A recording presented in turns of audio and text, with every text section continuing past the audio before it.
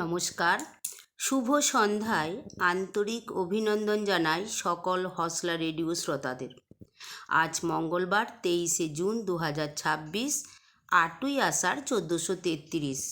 হসলা রেডিওতে খবর পরিবেশন করছি রায়গঞ্জ, উত্তর দিনাজপুর থেকে আমি রীনা দত্ত। প্রথমে হসলা বার্তা। পুণ্যস্থানে পাঠচক্র যাচ্ছেন তো আপনি? বিশেষভাবে অবগত থাকুন, 29শে জুন সোমবার বিকেল 4:30 বেলুর মঠের পবিত্র স্থানে অনুষ্ঠিত হবে হসলার বিশেষ পাঠচক্র ও সাংস্কৃতিক অনুষ্ঠান। এই পুণ্য দিনে সাক্ষী থাকতে আপনিও যোগদান করুন। যোগাযোগ করুন 7811009309 নম্বরে। আজ ডক্টর শ্যামাপ্রসাদ মুখোপাধ্যায়ের প্রয়াণ দিবস। জন্ম 1901 সালের 6ই জুলাই, মৃত্যু 23শে জুন 1953। কাশ্মীরের শ্রীনগরে পুলিশি হেফাজতে তাঁর মৃত্যু হয়। দেশের অখণ্ডতা ও সংহতির জন্য আত্মবলিদানের কারণে তার এই প্রয়াণ দিবসটিকে বলিদান দিবস হিসাবেও স্মরণ করা হয়। বর্তমান সরকার শ্যামাপ্রসাদ মুখোপাধ্যায়ের জন্মদিনকে সরকারি ছুটির দিন হিসাবে স্বীকৃতি দেওয়ার সিদ্ধান্ত নিলেন। অন্যদিকে আজ আন্তর্জাতিক অলিম্পিক দিবসও। খেলাধুলা ও শারীরিক কার্যকলাপের মাধ্যমে সারা বিশ্বে সুস্থ জীবনধারা ও ঐক্য প্রচারের উদ্দেশ্যে দিনটি পালিত হয়। এখন বিশেষ বিশেষ খবরের শিরোনাম।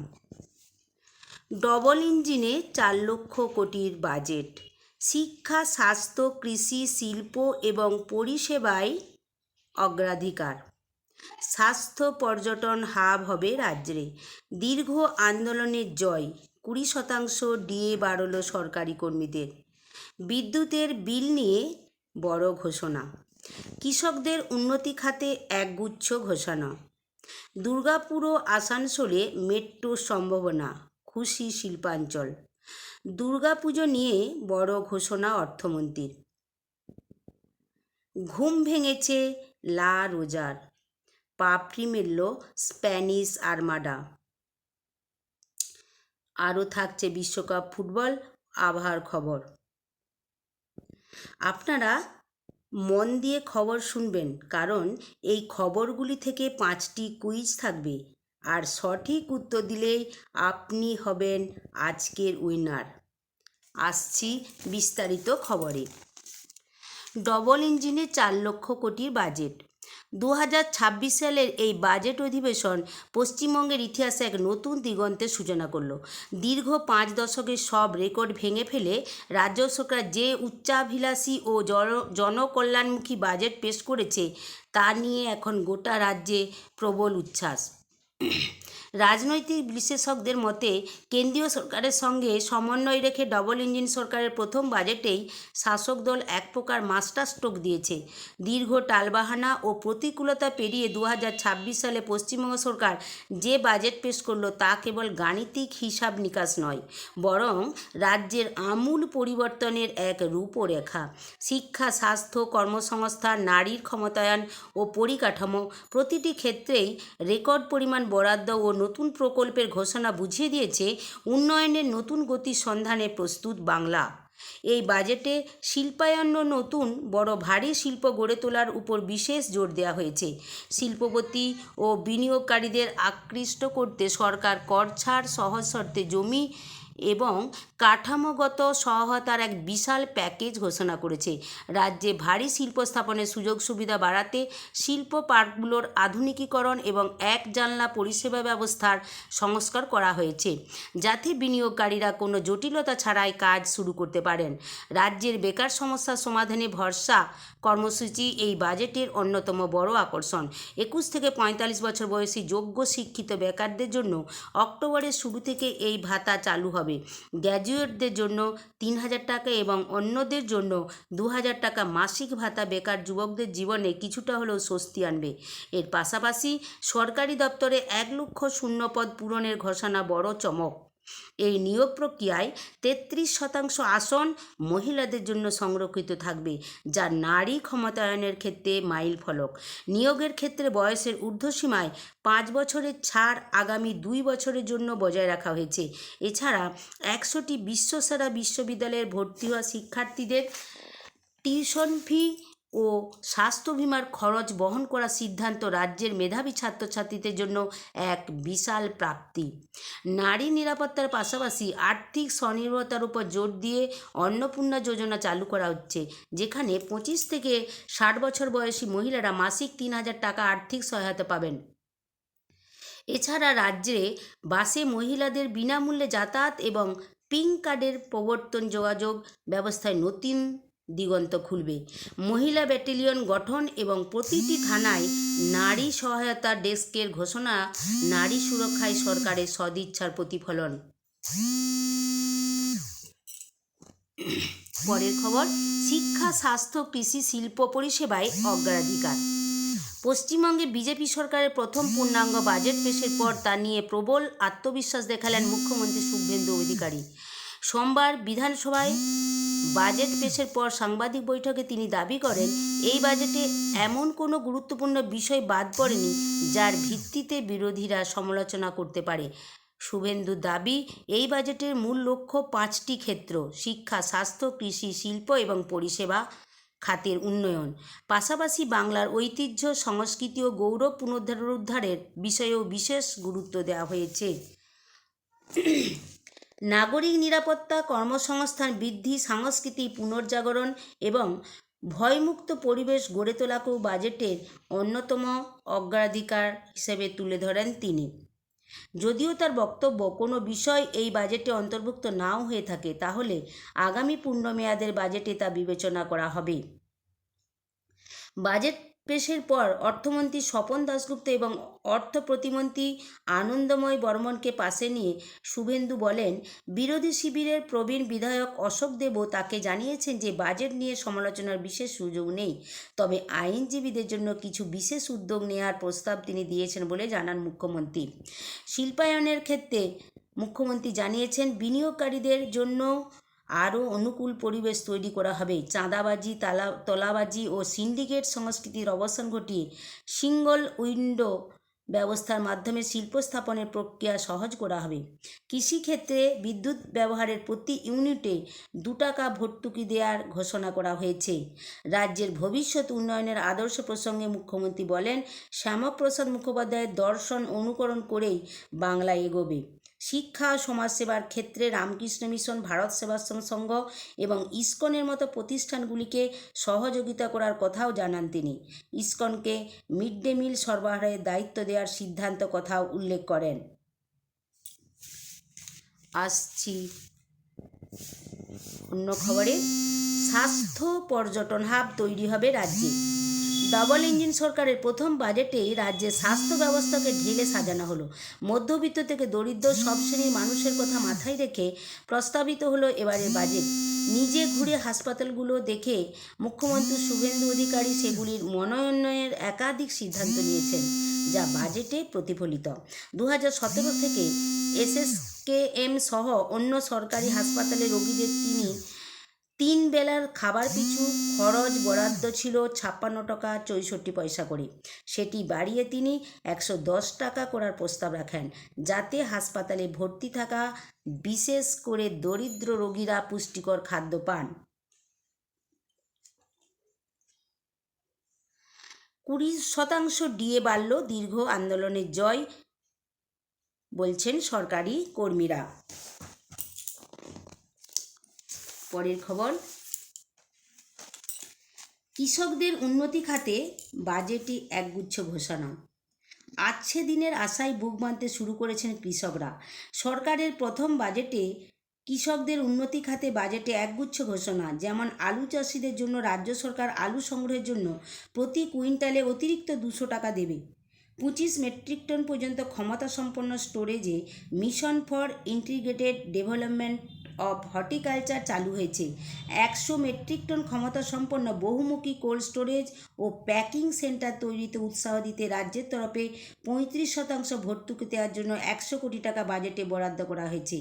আলু চাষিদের হাতে উচ্চ গুণমান সমৃদ্ধ বীজ পৌঁছে দিতে রাজ্য বাজেটে আরও 100 কোটি টাকা বরাদ্দ করা হয়েছে। দুর্গাপুর আসানসোলে মেট্রোর সম্ভাবনা। পশ্চিমবঙ্গের শিল্পাঞ্চল ও গুরুত্বপূর্ণ শহরগুলিতে আধুনিক গণপরিবহন ব্যবস্থার সম্প্রসারণে বড় পদক্ষেপের ইঙ্গিত দিল রাজ্য সরকার। সোমবার 2026-27 অর্থবর্ষে রাজ্য বাজেটে অর্থমন্ত্রী স্বপন দাশগুপ্ত ঘোষণা করেন, দুর্গাপুর, আসানসোল এবং শিলিগুড়িতে মেট্রো রেল পরিষেবা চালুর সম্ভাবনা খতিয়ে দেখতে বিশেষ ইকোনমিক সমীক্ষা শুরু করা হবে। স্বাভাবিকভাবেই খুশি পশ্চিম বর্ধমান জেলার দুই শিল্প শহর আসানসোল ও দুর্গাপুর। রাজ্য সরকার এই ভাবনাকে স্বাগত জানিয়েছে দক্ষিণবঙ্গের অন্যতম বণিক সভা ফেডারেশনের of south Bengal chamber of commerce and industry বা ফসবেকি। বিদ্যুতের বিল নিয়ে বড় ঘোষণা। বিদ্যুতের বিলে বড়সড় ছাড় ঘোষণা করল রাজ্য সরকার। এতে রাজ্যবাসীর মাসিক বিদ্যুতের বিল অনেকটা কমবে। এদিন রাজ্য বাজেটে অর্থমন্ত্রী বিদ্যুৎ দপ্তরের জন্য 5,345.16 কোটি টাকা বরাদ্দ করা হচ্ছে বলে ঘোষণা করেন। দুর্গাপুজো নিয়ে বড় ঘোষণা অর্থমন্ত্রীর। রাজ্যের পর্যটন এবং সাংস্কৃতিক ঐতিহ্যকে বিশ্বমঞ্চে তুলে ধরতে শারদোৎসবকেই হাতিয়ার করছে বিজেপি সরকার। অর্থমন্ত্রী স্বপন দাশগুপ্ত সোমবার বিধানসভায় বাজেট পেশ করতে গিয়ে জানান, দুর্গাপুজোকে কেন্দ্র করে শুরু হবে বিশেষ আন্তর্জাতিক পর্যটন ব্র্যান্ডিং অভিযান। পাশাপাশি রাজ্যের বিভিন্ন ঐতিহ্যবাহী মন্দির ও ধর্মীয় স্থানের উন্নয়নে পুনর্গঠন করা হবে হেরিটেজ কমিশন এবং গড়ে তোলা হবে বেঙ্গল শক্তিপীঠ সার্কিট। অর্থমন্ত্রী বলেন, দুর্গাপূজা হলো বাংলা সাংস্কৃতিক আত্মা। এর আন্তর্জাতিক স্বীকৃতি পশ্চিমবঙ্গকে বিশ্বের অন্যতম সাংস্কৃতিক পর্যটন গন্তব্য হিসাবে প্রতিষ্ঠা করার সুযোগ এনে দিয়েছে। সরকারের পরিকল্পনা অনুযায়ী দুর্গাপুজো এক বিশ্বজনীন উৎসব। বাংলার চিরন্তন আবেগ এই থিমকে সামনে রেখে দেশ বিদেশে প্রচার চালানো হবে। দুর্গাপুজোর থিম প্যান্ডেল, ঐতিহ্যবাহী আচার অনুষ্ঠান, শিল্প, সঙ্গীত এবং সম্প্রীতির বার্তাকে পর্যটনের মূল আকর্ষণ হিসেবে তুলে ধরা হবে।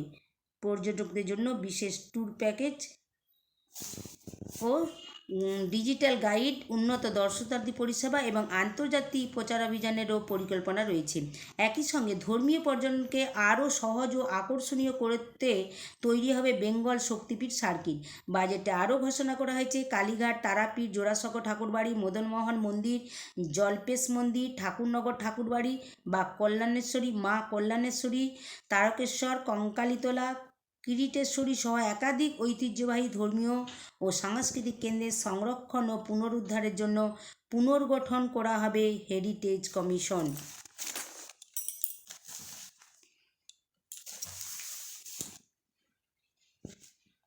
এরপরের খবর, খেলা।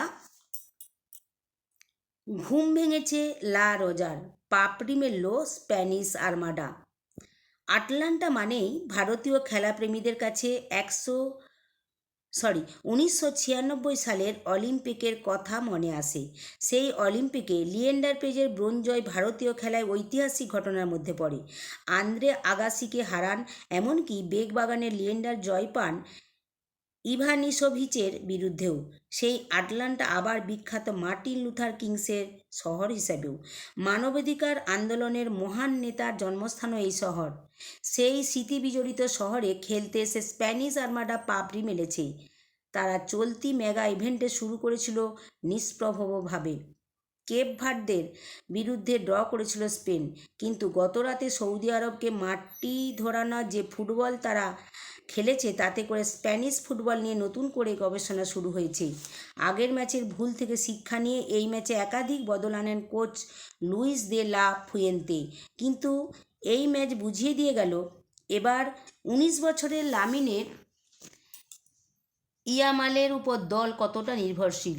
শুরু থেকেই প্রথম একাদশে এই নতুন তারকা। চোটের সমস্যা এখনও পুরোপুরি মেটেনি ইয়ামালের। আগের ম্যাচে দ্বিতীয়ার্ধে নামিয়েও লাভের লাভ হয়নি। পুরো ম্যাচ খেলার মতো অবস্থায় আসেনি বার্সেলোনা তারকা। স্প্রিন্ট টানতে সমস্যা হচ্ছে, কিন্তু তাতেই এলেন, দেখলেন, জয় দেখলেন। বিশ্বকাপে প্রথম গোলটা তুলে নিতে আটলান্টা স্টেডিয়ামে সময় লাগলো মাত্র 10 মিনিট। আপনারা খবর শুনছেন হসলা রেডিও থেকে। আসছি খেলার খবরে।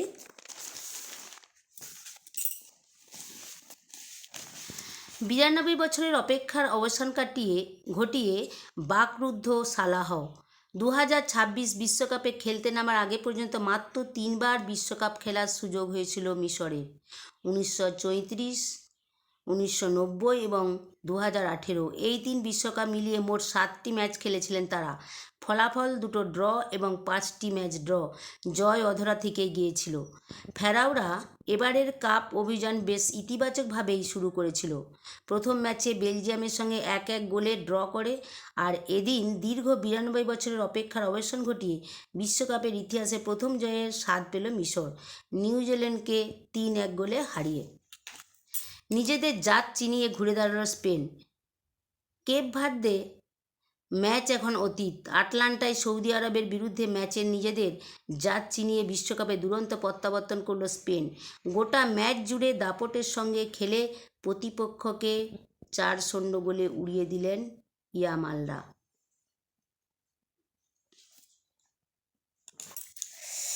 আজ বিশ্বকাপে খেলবে পর্তুগাল বনাম উজবেকিস্তান।